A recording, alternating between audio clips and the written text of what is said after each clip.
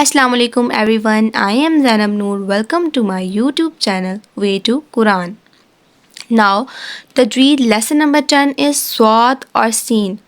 Rule of स्वाद और scene. आज हम जो है स्वाद और सीन का एक रूल पढ़ेंगे जो कुरान मजीद में यूज़ तो होता है बट जो है बहुत हमें इतना पता नहीं होता कि इसको हमने कैसे पढ़ना है.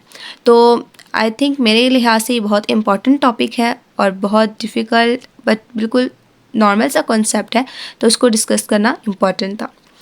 कुरान मजीद में कुछ मकामात पर स्वाद के ऊपर छोटा सीन लिखा होता है, तो वहाँ हमने स्वाद पढ़ा जाएगा या सीन पढ़ेंगे. ये चीज़ आज हमने डिस्कस करनी है कि वहाँ स्वाद पढ़ा जाएगा या सीन पढ़ा जाएगा. अब हम देखते हैं कि वो आता कहाँ कहाँ पर है.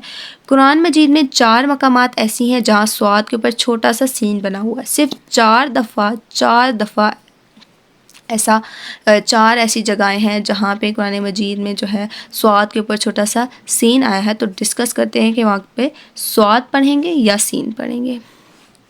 नंबर 1, सूरह अल-बक़रा में आयत 245 में, सूरह अराफ में आयत 69, सूरह तूर में आयत 37 में और सूरह गाशिया में आयत 22 में जो है स्वाद के ऊपर छोटा सीन यूज़ हुआ है.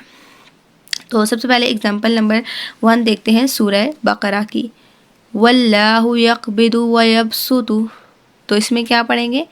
स्वाद के ऊपर सीन लिखा हुआ है, हमने स्वाद नहीं सूतु नहीं करना, सुतु सिंपल सीन के साथ इसको अदा करना है. यहाँ पे सीन पढ़ा जाएगा. इसी तरह सूरह अराफ में भी फिल खल्क़ि